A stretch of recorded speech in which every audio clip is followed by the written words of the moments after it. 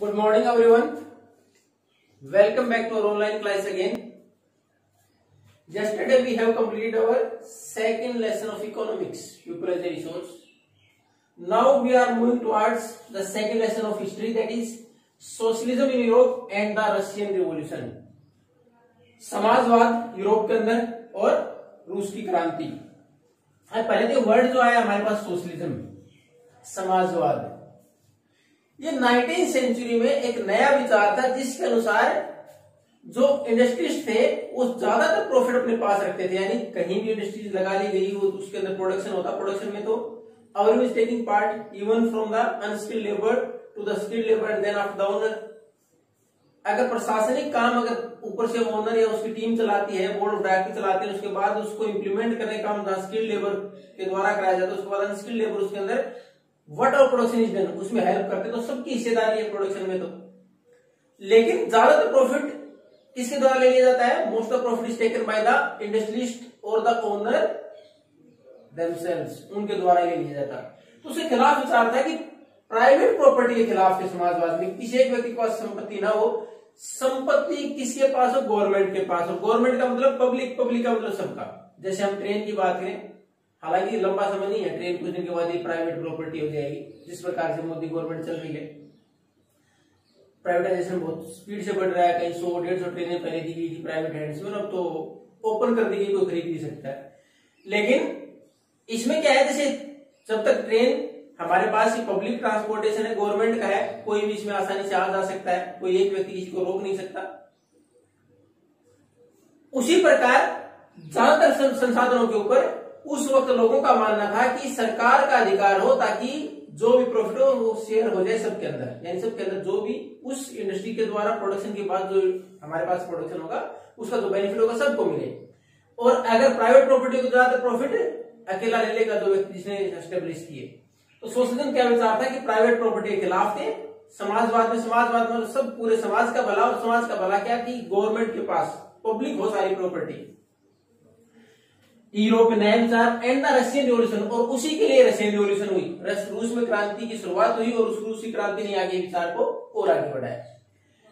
अब हमारे यहां हमने जो पहला लेसन पढ़ा था द फ्रेंच रिवॉल्यूशन, फ्रांस क्रांति पढ़ा था 1789 में, उसमें जो सबसे महत्वपूर्ण दो विचार सामने आए, जो कौन से थे? लिबर्टी और इक्वेलिटी, की स्वतंत्रता और समानता। सबको स्वतंत्रता मिले, अपना काम करने की आजादी मिले और सबको समान माना जाए समाज में। इन दो विचारों से काफी लोग प्रभावित हुए, लोग ही नहीं पूरे के पूरे देश प्रभावित हुए। और उसका असर, जैसे हम भारत की बात करें तो आपने उसमें पढ़ा था टीपू सुल्तान और राजा राम मोहन रॉय प्रभावित हुए थे उससे।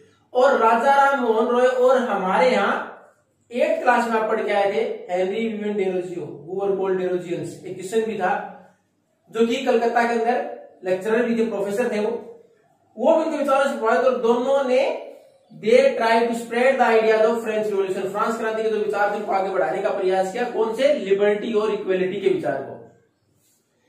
लेकिन हर वर्ग ऐसा नहीं था जिसने कि बराबर रिएक्ट किया हो, सबके लिए समान हो। यानी किसी भी चीज के ऊपर अगर हमारे पास 20, 30, 50 लोग इकट्ठे हैं, हम उनसे किसी टॉपिक के बारे में बात करेंगे तो सबके विचार एक जैसे हो, कोई जरूरी नहीं है। और जरूरी नहीं क्या होता ही नहीं है, कहीं ना कोई डिफरेंस होता है। तो उसी प्रकार समाज में सबके लिए एक जैसे विचार नहीं थे, बहुत सारे लोग थे, उन्होंने अलग अलग तरीके से रिएक्ट किया उसके प्रति। कुछ लोग तो वो उन सुधारों को मानते थे कि ऐसे सुधार होने चाहिए और जल्दी होने चाहिए, और कुछ लोग उसका विरोध करते थे कि सुधार हो लेकिन gradual shifting should be there, कि धीरे धीरे हो। तो इसी में हमारे सामने उस वक्त महत्वपूर्ण 3 वर्ग थे। इसमें लिबरल्स,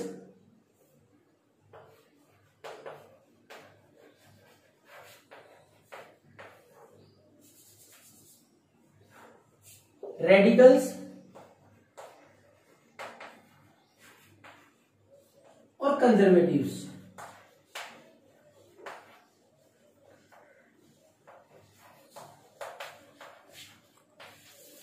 ये 3 जो अलग अलग रिएक्शन आए उस फ्रांस की रिवॉल्यूशन के बाद, फ्रेंच रिवॉल्यूशन के बाद, फ्रांस क्रांति के बाद, ये क्या कुछ सुधार होने चाहिए, किस प्रकार होने चाहिए और कौन से सुधारों को इंप्लीमेंट किया जाए।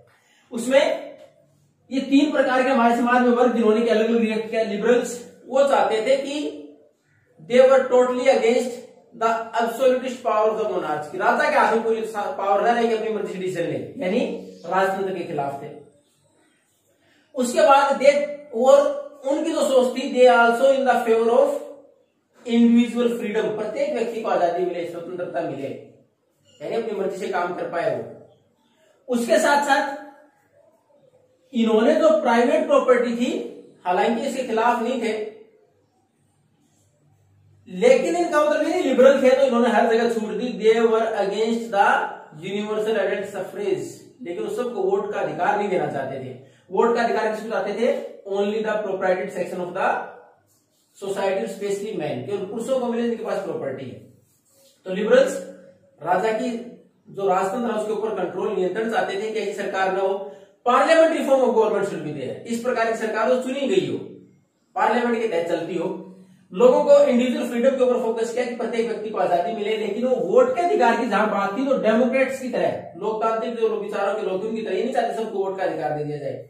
ये महिलाओं के वोट के खिलाफ भी थे और पुरुषों में भी गरीब वर्ग के खिलाफ थे कि केवल जिसके पास प्रॉपर्टी है उसी को अधिकार मिले। अब दूसरी तरफ रेडिकल्स ये भी चाहते थे the power should not be in the hands of a few people, कि कुछ एक लोगों के हाथ में ताकत न हो। जैसे यहाँ तो एक राजा की बात कर दी यहाँ कि कोई ऐसा नहीं, जैसे डायरेक्टरी बनाई गई थी फ्रांस में कि 4 या 5 लोगों के हाथ में पावर दे दी गई थी, तो इस प्रकार कुछ एक हाथ में कंसेंट्रेशन ऑफ पावर न हो। The power should be in the hands of the public, और सीधा समतल इसी के ऊपर आ गया पार्लियामेंट्री फॉर्म ऑफ गवर्नमेंट की, जहां मेजोरिटी के द्वारा, इसमें बोला गया मेजोरिटी के द्वारा, मेजोरिटी पॉपुलेशन के द्वारा शासन चले, तो मेजोरिटी के द्वारा शासन चले, फिर इलेक्टेड गवर्नमेंट।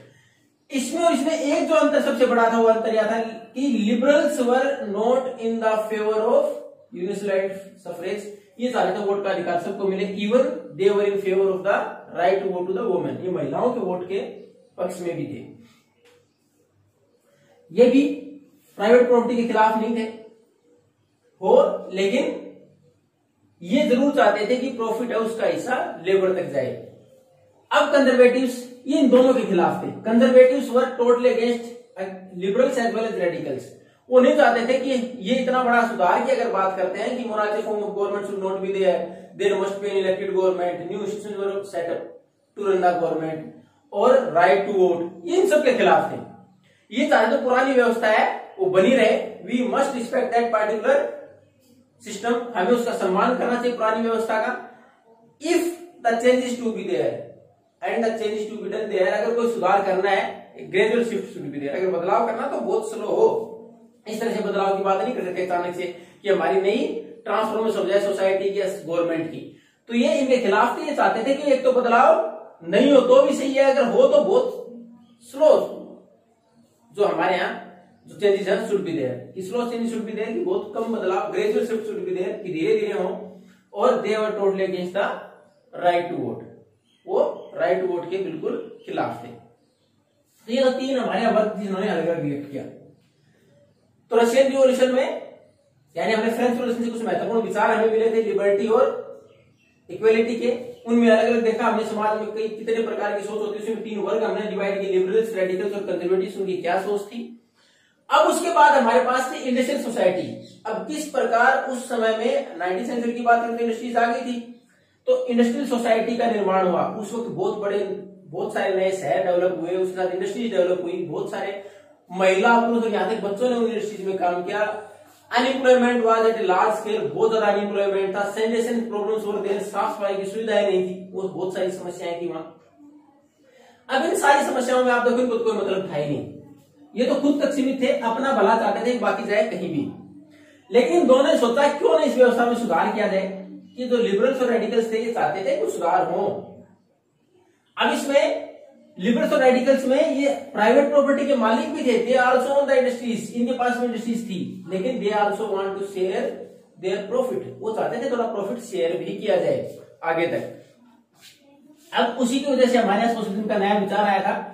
अब उसमें था रॉबर्ट ओवन, एक फ्रांस के जो व्यापारी थे, इंडस्ट्रीज थे, मालिक थे इंडस्ट्रीज के, उन्होंने विचार दिया था कोऑपरेटिव्स का, कोऑपरेटिव सहकारी समितियां, कि लोग मिल के प्रोडक्शन करें और प्रॉफिट को शेयर कर लिया जाए, तो वो उसके फेवर में थे कोऑपरेटिव्स के। उन्होंने एक नई, अगर बात करें न्यू हार्मोनी इंडियाना अमेरिका में, उसकी शुरुआत भी की थी कोऑपरेटिव्स की।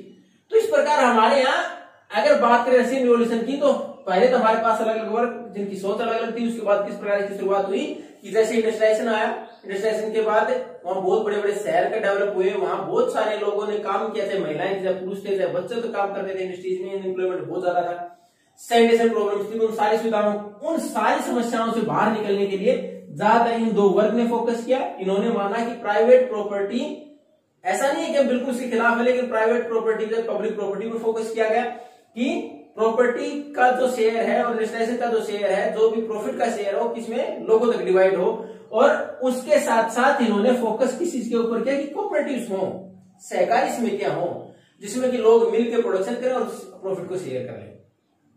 अब इसके बाद जो हमारे पास समाजवाद का विचार है किस प्रकार आगे बढ़ा, किन ग्रुप ने इसको आगे बढ़ाया, उनकी सोच क्या क्या थी, किस प्रकार समाजवाद में दो अलग अलग ग्रुप थे, we are going to continue in the next class. तो हमारे यहाँ जितने भी हमने पढ़े इसके बारे में, बाकी का अगर आपको कुछ if you have any doubt, you want to ask anything, then you can ask. Thank you, have a nice day.